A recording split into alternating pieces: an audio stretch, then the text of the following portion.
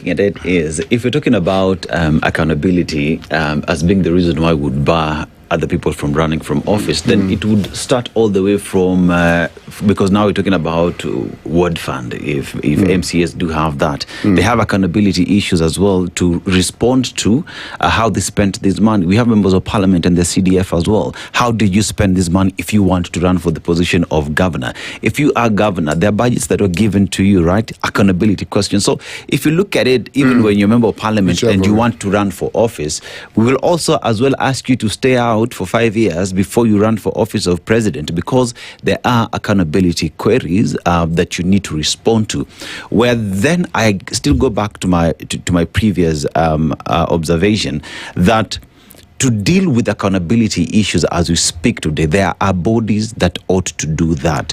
That if we want to address issues to do with corruption, it is in ensuring that EACC, ODPP, the entire justice system does their job when they are required, because we have budget cycles. We can come to you and ask you how you spent this money within the 12 months or within the 6 months. And if we have a problem with that, we see no reason of you including being arrested. Including being arrested. Senate, so Nini, that if you go to Senate, we cannot touch you now. We cannot touch you. So I think we have solutions already in the Constitution.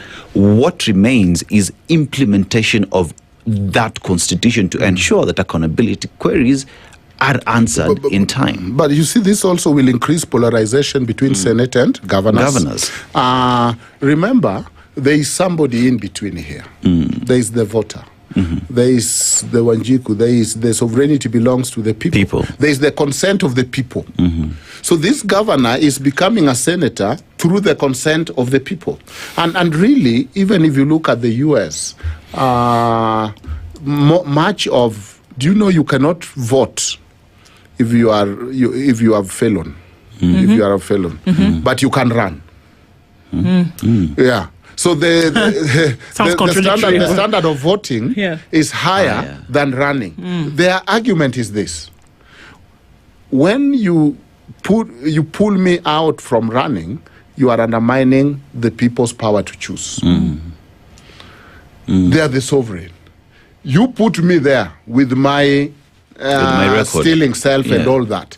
The voters should do the vetting. They are the sovereign. And they should have a high moral standard, essentially, is what we're saying. I don't want a thief. Okay. So it's not a job interview.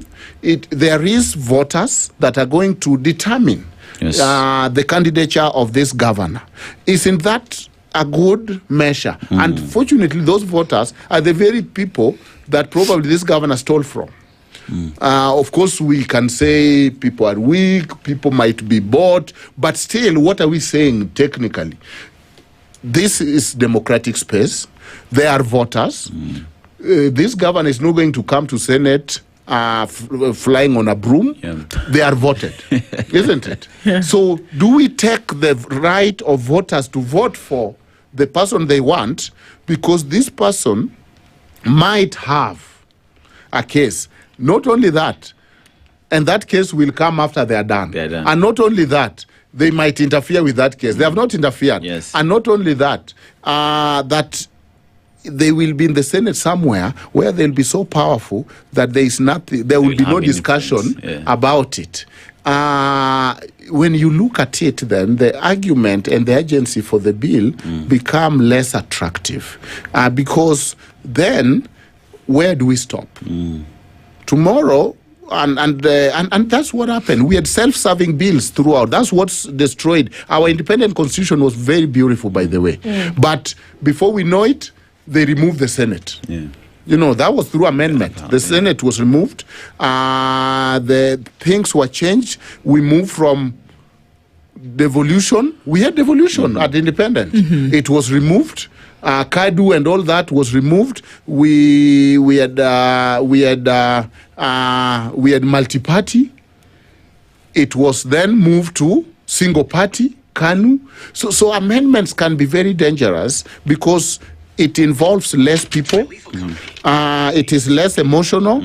And so when people don't watch, people can sneak in things that can actually undermine the entire constitutional system and governance and skew it, because tomorrow something can happen if every county also come with a got you kind of bill.